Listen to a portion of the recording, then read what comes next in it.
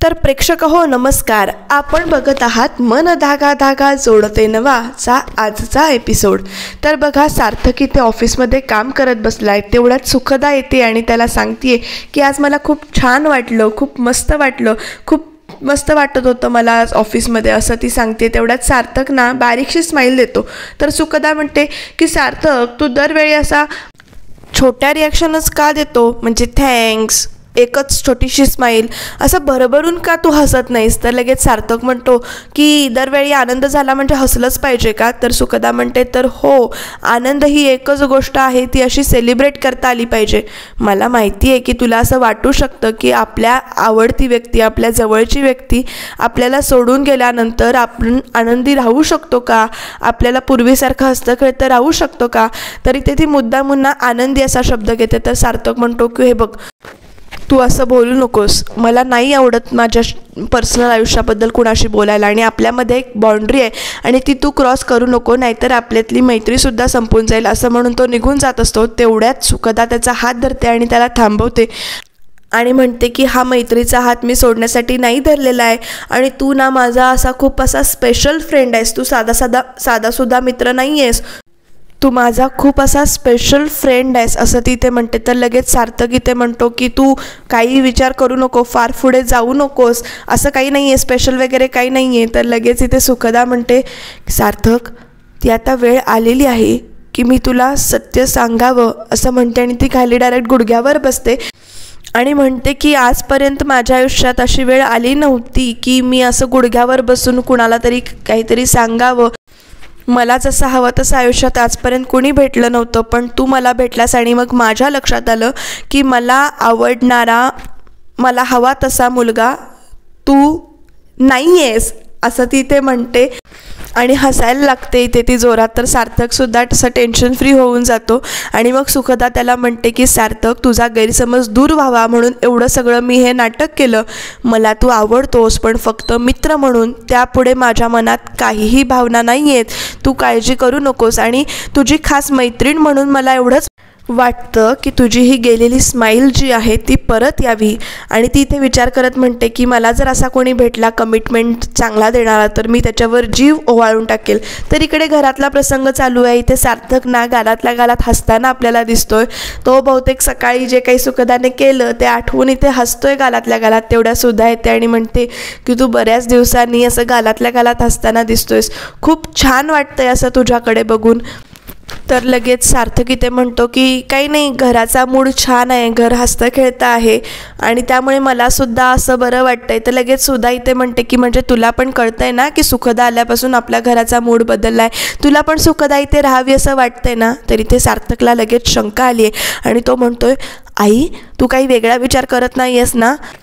तर तसा विचार अजिबात करू नकोस। तर सुद्धा म्हणतात, अरे मी म्हणते त्या बाजून एकदा तू विचार तरी करून बघ। तर लगेच सार्थक म्हणतो की नाही, असं काहीही शक्य होणार नाही आहे आणि मी माझ्या आयुष्यातली आनंदीची जागा कुणाला देणार नाही आहे। सुद्धा म्हणतात, तू किती दिवस झुरत राहणार आहेस? तर सार्थक म्हणतो की मी आयुष्यभर झुरत राहणार आहे। तर इकडे बघा प्रेक्षकांनो, सुखदा आणि आदर्श दोघं कॉफी पीत बसलेले आहेत आणि ते दोघं इथे गप्पा मारत आहेत आणि तेवढ्यात सुखदा म्हणते की मी आनंदीच्या घरी गेले होते।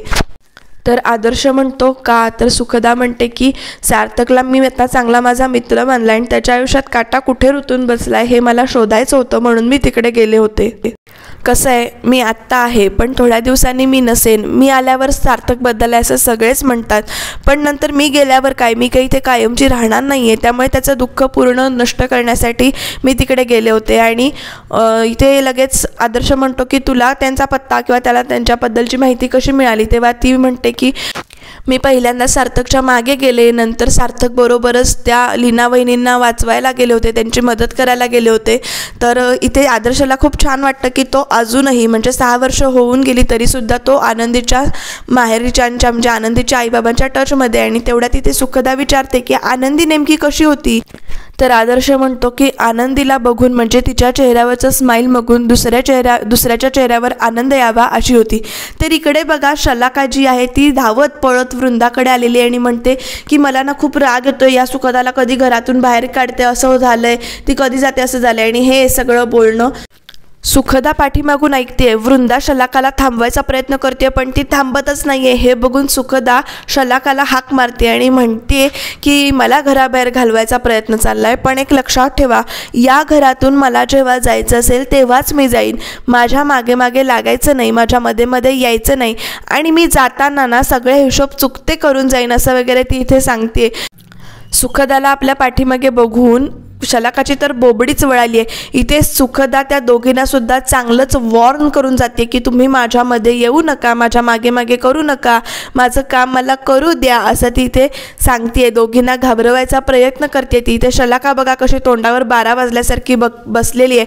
आणि ती निघून गेल्यानंतर शलाका वृंदाला म्हणते की आई तू का नाही सांगितलंस, ती माझ्या मागे आली, ती आता मला ना खूप भीती वाटते, ही नेमकं काय करेल असं म्हणून ना ती घाबरलेल्या एकदम टेन्शनमध्ये आहे, घाबरून असं बसलेली आहे. तर इकडे आकांक्षा आणि सुखदा बोलतायत. तर ह्या दोघींनी असं हिला धमकावलं किंवा असं सुखदाबद्दल बोलत होत्या, हे दादाला सांगितलंच पाहिजे असं इथे आकांक्षा म्हणत.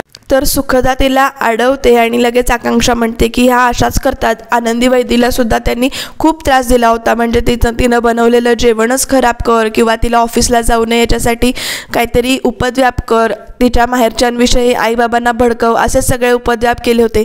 एकदा तर शलाकाने ना तिची चप्पलच तोडून ठेवली होती.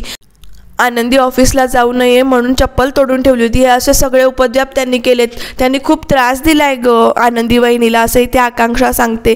तर लगेच सुखदा म्हणते की त्याचा पण बदला आपण वेळ आली की घेऊया, आत्ता तू दादाला काही सांगायला जाऊ नकोस, आपण ह्या गोष्टींचा बदला नक्की घेऊया पण वेळ आल्यावर, असं इथे सुखदा म्हणते. आणि तिच्या डोक्यात काहीतरी शिस्ताना दिसते. तर इकडे सकाळ झालेली आहे आणि इकडे अण्णा जे आहेत ते उधारी देण्यासाठी किंवा उधारी जी त्यांची शिल्लक राहिलेली आहे ती पैसे मागण्यासाठी फोन लावतायत.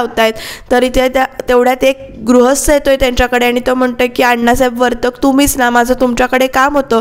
पण ते म्हणतात की आम्ही तुम्हाला ओळखत नाही. तर लगेच ते गृहस्थ म्हणतात की माझं तुमच्याकडे नाही, ॲक्च्युली लीनाकडे काम होतं. मग लीना पण म्हणते की मी पण तुम्हाला ओळखत नाही.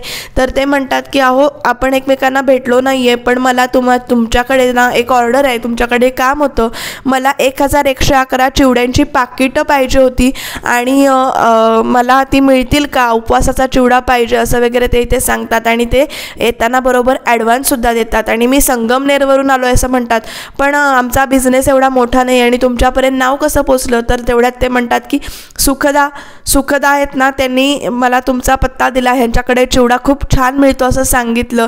तर इथे आलेला ॲडव्हान्स बघून खूप खुश होतात तो सगळेच.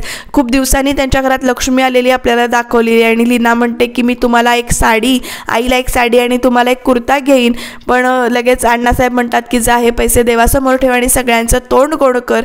तर इकडे बघा सकाळ झालेली आहे दुसऱ्या दिवशीची आणि वृंदा किचनमध्ये काहीतरी काम करते. तर लगेच शलाका येऊन धावत म्हणते की आई तू कशाला इथे काम करतेस, तुला काय गरज पडली काहीतरी करायची, कसले तुला हौस आली आहे. तर लगेच वृंदा म्हणते की सुखदाला ना घराबाहेर काढायची मला इथे हाऊस आली. असं तिथे वृंदा म्हणते की मी त्या पायरीवर तेल ओतून ठेवलंय, ती सुखदा त्या पायरीवरून खाली येईल तेव्हा पडेल.